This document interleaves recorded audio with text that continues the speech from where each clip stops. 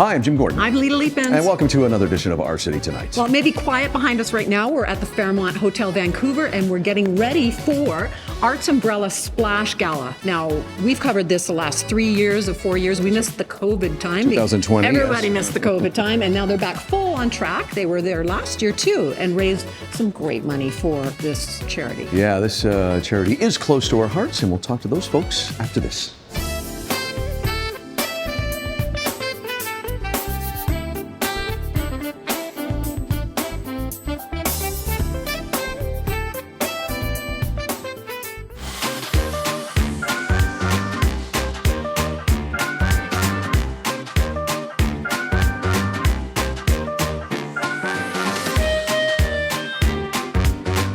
Well, the party hasn't quite started, so we grabbed you. We have Paul with us, President and CEO. You've been with them altogether about 17 years with Arts Umbrella, so you are the guy to talk to, definitely. Now, tonight's a really special occasion. Can you tell us what's different tonight? Tonight's Splash is indeed a special one because we are celebrating the 40th anniversary of this event. And so it's very special because when Splash began 40 years ago, it really was the very first charitable art auction in the city. Wow, well, and I want to go back this year. What are some of your fondest memories of Arts Umbrella over this past year? So much happened this past year, yes. Without a doubt, it has to be all of our students getting back on stage, being able to perform and to have audiences that we were allowed to bring in. It was amazing, and we had so many performances, exhibitions, and to just have that opportunity for young people to celebrate art and their own achievements. That was it. Well, you were super successful last year too, and that was when you got back on the bandwagon again with actually live galas. Tell us how much you hope to raise over this great evening tonight. Well, with restrictions lifted, we're going to have another at least 200 people in the room and still more people at home. But our goal is to raise over 1.5 million tonight, which is so important. It's a critical fundraiser for this organization. Wonderful, and you've got wonderful Fred and Gloria. We saw them inside warming up, per se. Now, as we let you go, tell us what is happening in December for Arts Umbrella. For Arts Umbrella. Oh, so December 16th, 17th, and 18th at the Vancouver Playhouse, the Arts Umbrella Dance Company will present its version of the Nutcracker, which we call Mixed Nuts, and it is not to be missed. It is just an extraordinary production and heartwarming and filled with not only the classical Tchaikovsky pieces, but a whole mix of music from hip hop to jazz and disco as well. Fantastic. Well, all your students are amazing, and continued success to you, Paul, and thanks for spending some time with our city tonight today. Thank you so much.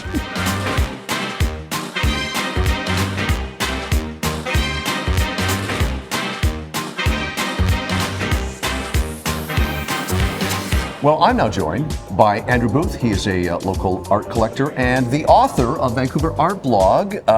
Boy, this must be heaven for you tonight, Andrew. It is. Tell us about your involvement with Arts Umbrella and Splash. They approached me a few months ago to help with their 40th anniversary of Splash, and this year they've opened up a new ticketing tier focused on young collectors, and I guess I would identify as a young collector, and so it's a great partnership because I'm really keen on looking for that next group of collectors, this next generation of art collectors in Vancouver. I want to ask you about you and everything you do, but I got to ask a follow-up question to that, which is, of course, is there a vibrant young art collector scene here in Vancouver? I'm still trying to figure that out personally. I think there is an appetite for people that are they don't yet realize that they want to be art collectors. I know that sounds a little bit, the onion is not yet peeled, so to speak, but I think there's some education that's required in order to understand why would one person want to collect, and then the methods in which how you collect. This seems like a marriage made in heaven between your interests and what they're doing here, and we're of course getting you before everything is really getting going, as Lita said earlier. Tell us a little bit about your background. Well, my background as it pertains to collecting art, as soon as the pandemic hit, I have the fortune of working from home. And so I realized that I need to surround myself with more interesting art. So that was the opportunity for me to start building a more meaningful art collection and this just sort of snowballed since then, which has now come to what you see around us, or this partnership at least, and continues to, build a lot of momentum. Thank you very much for joining us. We've got all Andrew's credentials in the end credits. I gotta say, the hippest jacket tonight, by the way. Thanks. Very nice. I feel if I zip this up, I become a matador, it looks like so. Okay. That's great. Well done, sir.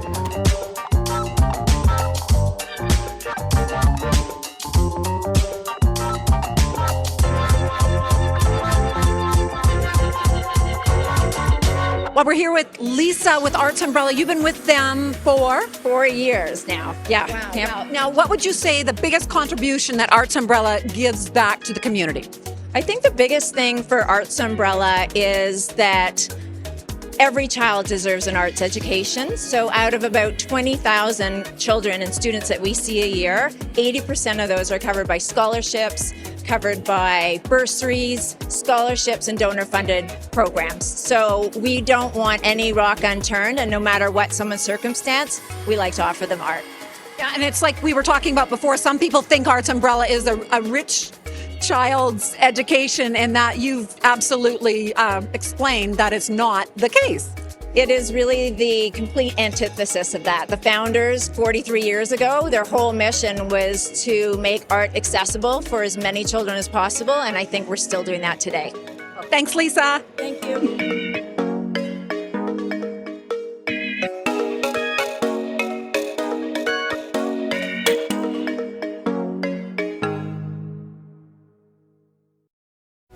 This segment is brought to you by BritBox, the streaming service from the BBC and ITV, offering unmissable British entertainment in Canada and the US.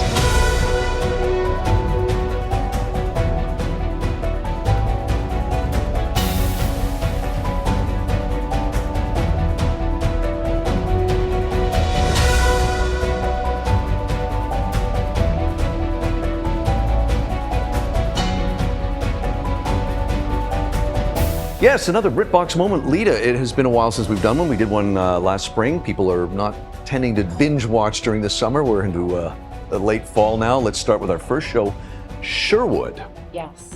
Sherwood is a crime drama series created and written by James Graham. It stars one of my favorite actors, David Morrissey, and is inspired by the real-life murders in Nottinghamshire, England in 2004. Lita, this is a 6-part series that I could not turn off. I could not turn it off either. Loved it. It's set in Nottinghamshire, the mining village, and these 2 killings. I'm not going to give away anything on them, but it brings up all the past from the last divisions of the mining strike that hit this town. And you can see that all these relationships are still torn apart, and they're still carrying all this old baggage. So all these different relationships, sisters not talking to their sister, and just incredible. Right. Incredible, dark and twisted relationships that all come to the surface with, in effect, these 2 killings bring it out. Yeah, one of the things I'm going to say a number of times with the stuff we're talking about today is just the great editing from the past and the present. This series really captures what it was like in Thatcher's England in the 80s, where they were cracking down on strikes, some shady government things were being done to infiltrate, and you see it here, and it's remarkable because they jump back and forth so beautifully between what's going on in the current and what's going on 30 years ago, that it really keeps you glued to the show, as does a great cast. David Morrissey, we mentioned, and Joan Froggatt, I should say, and Kevin Doyle, both who gained fame on Downton Abbey, and an actress that you love. Leslie Manville, oh my gosh, she really does steal the show so many times, and she's just a key component in this particular series drama. Really, these relationships are fascinating. I think this series does a brilliant job of revealing decades and decades of emotion. Yeah, another phrase we're going to say today is sometimes sleeping dogs don't lie. This is a perfect example. Look for Sherwood. It is available to watch now. Lita, our next show is one that you watched and really loved. I really did. Yeah, I heard a bit about this series, The Thief, His Wife, and the Canoe.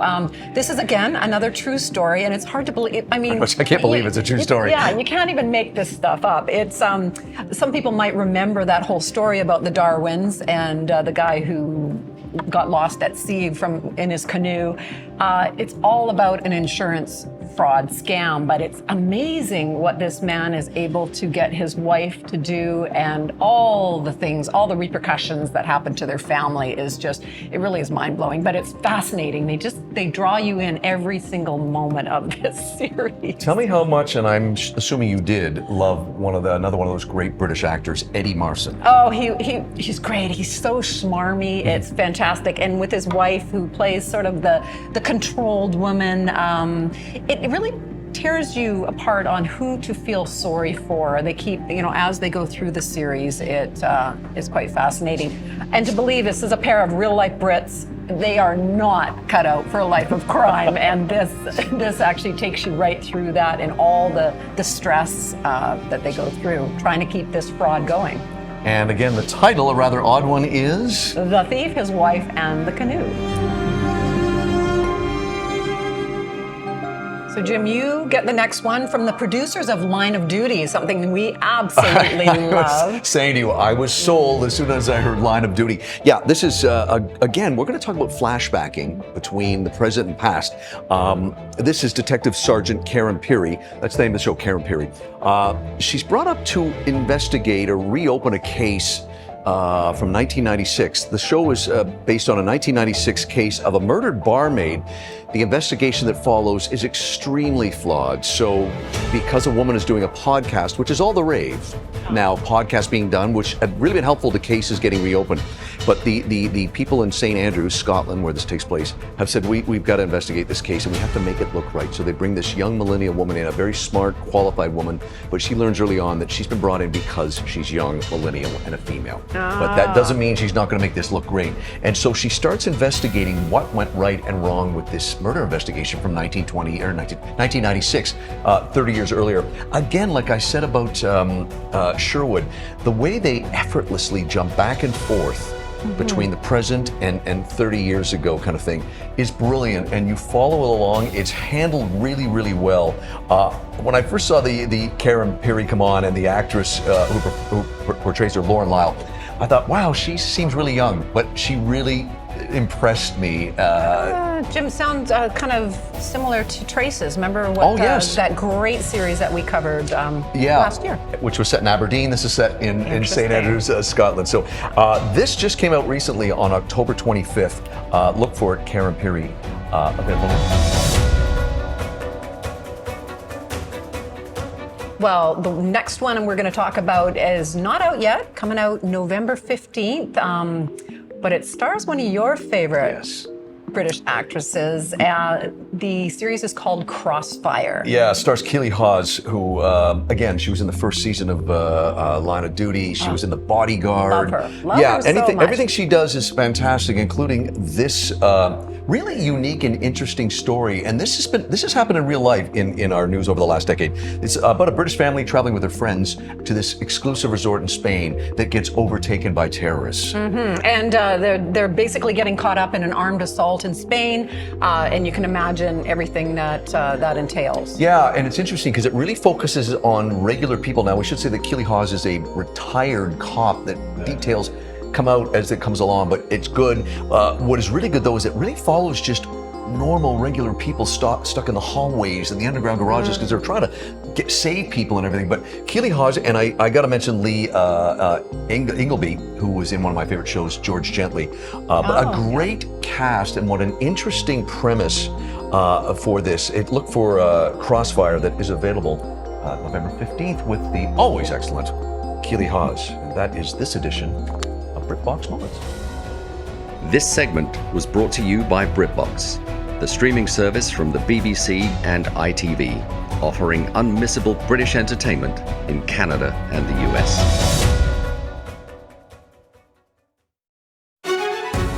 This segment is sponsored by the Richmond Sentinel, providing news, entertainment, and human interest stories in print and online.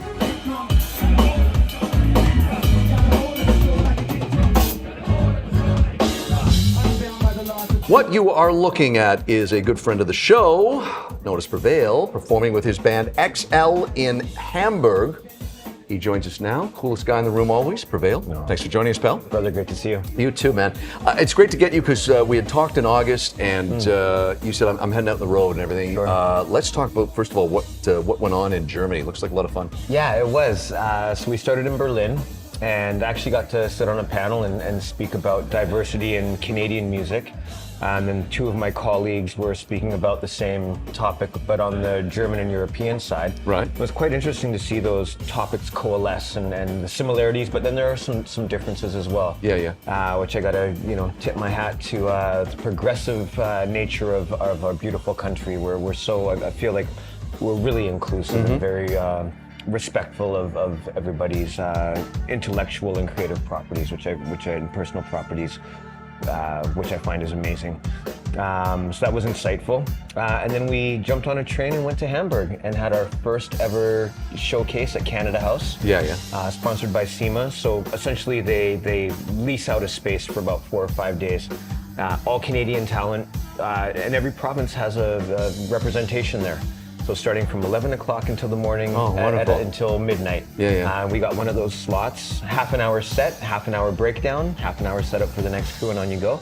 And it was awesome. Sold out wall to wall. They had to stop letting people in, and I'll tell you what, you know my love for stage. Yeah. I haven't felt that good performing for quite some time. Something just.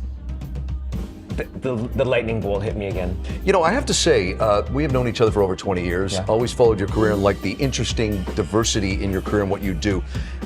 You can't take away from anything that you did with Swollen Members, award-winning, groundbreaking, both here and abroad. But I said to you earlier, I think as an artist maturing, I think XL is your best work. Thank you. You're quite welcome. And it's maturity and evolution that can come with artists. Tell our viewers out there that may not know of them, we were just looking at some of the footage, about this great group of artists that have all come together in a community to make some great music. Sure. Well, let me start by saying you're partly responsible for Swollen Members blowing up. That, okay? Back when I was hip and young, yes. Yeah, okay. DJing at the Virgin Megastore. That's right. Megastore.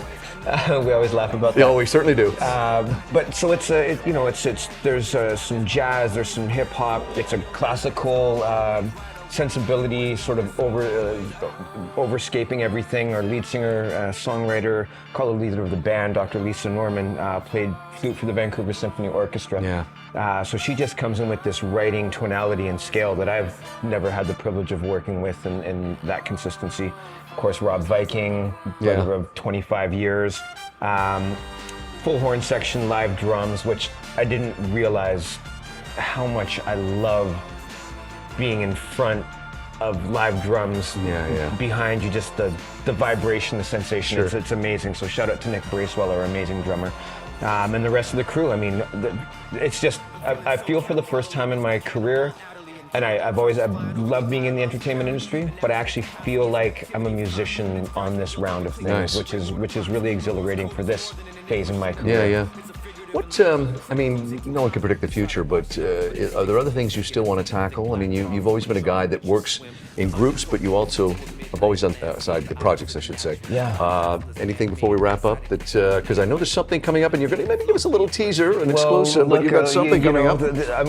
You're going to get the first big reveal when the certain time comes that we've talked about the other, the big grand, the big reveal. Yeah. We're still a couple years away from that, but you'll be one of the first to know.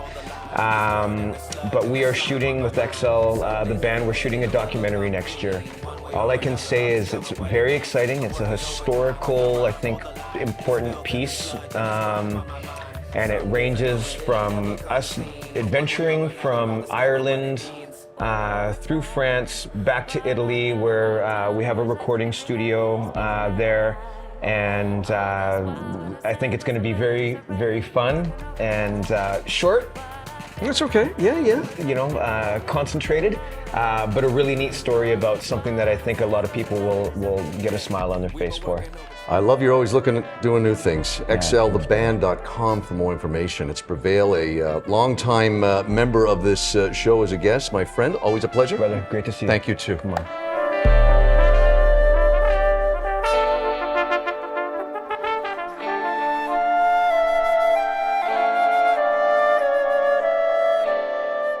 This segment was sponsored by the Richmond Sentinel, providing news, entertainment, and human interest stories in print and online.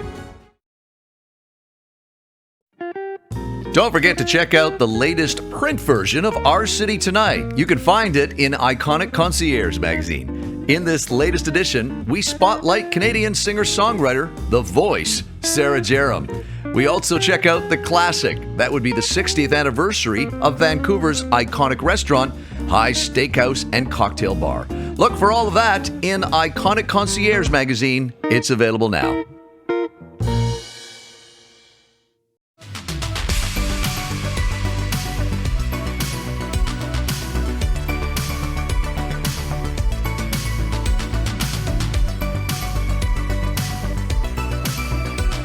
We're here in Yaletown at the very fine salon, Bobo's Philosophy.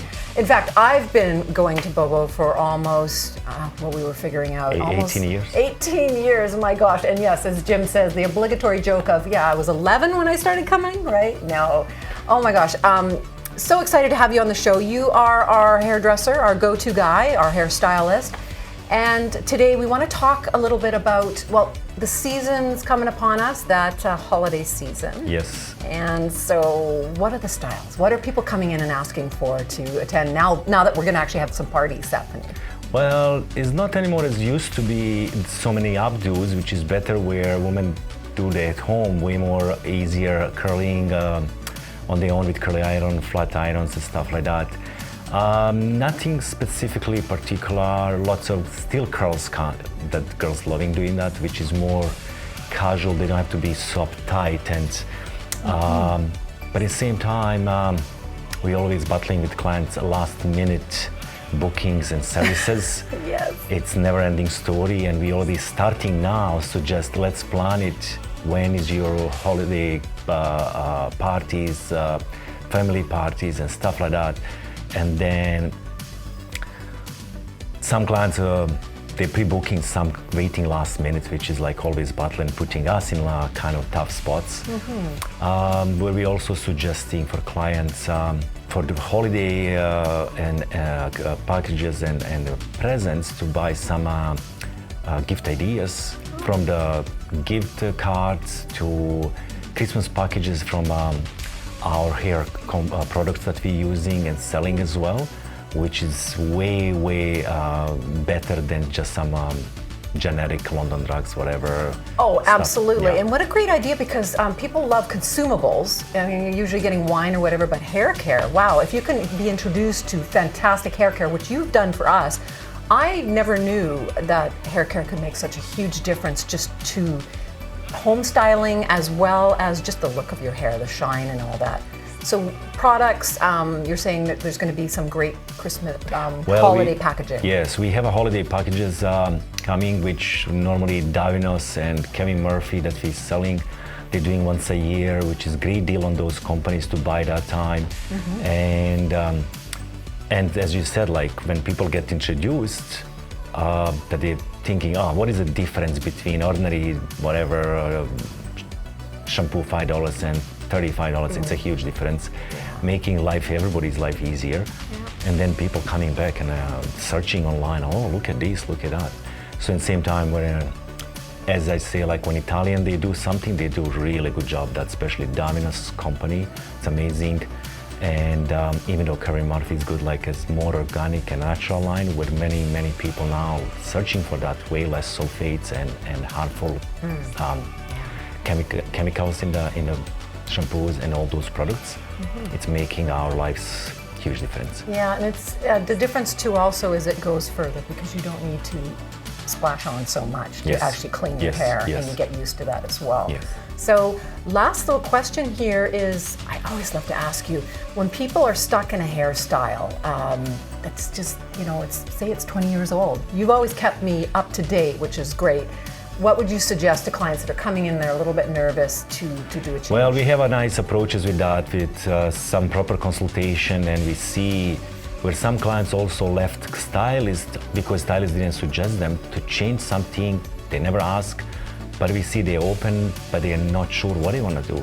So we do suggest like starting with small changes, not dramatic and overnight changes.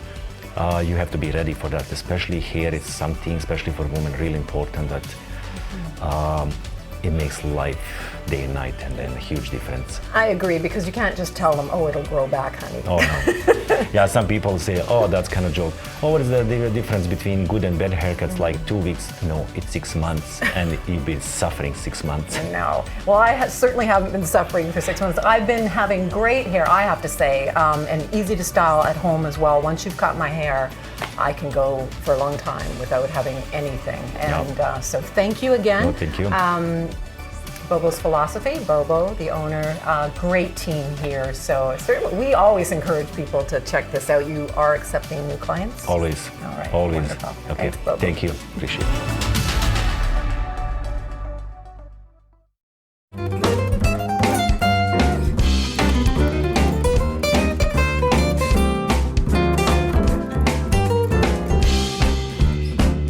Don't forget to check out the next episode of Our City Tonight as we make a late autumn return to Creek House on Granville Island. We'll be joined once again by good friend David McCann as we explore and meet the shop owners and businesses that make up Creek House. It's located on Canada's #2 tourist destination, Granville Island. Join us for all the fun on the next edition of Our City Tonight.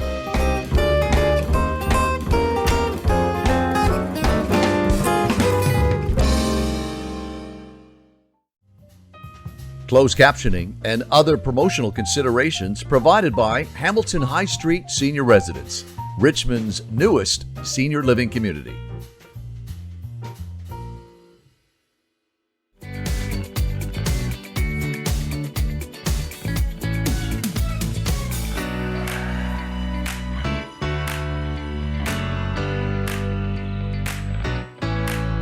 Well, the evening is winding down, and for the Splash Gala, people are starting to go home. And what a great evening. Congrats to all the folks associated with this. It was another great evening, as you said. I think I'm ready for a glass of wine. We've been working all evening. Yeah, we have been working all evening. But again, we can have a congratulatory 40th celebration glass of wine in honor of our friends at Arts Umbrella. And we should say, boy, it's great to be covering events like this again, because we went about a year and a half without it. So anyway, thank you for watching. I'm Jim Gordon. I'm Lita Leapins. We'll see you on the next edition of Our City Tonight. Don't forget to check out past episodes and individual interviews, all on the Our City Tonight YouTube channel. Outdoor wear for Jim and Lita provided by Helly Hansen, alive since 1877. The Richmond Sentinel, providing news, entertainment, and human interest stories in print and online.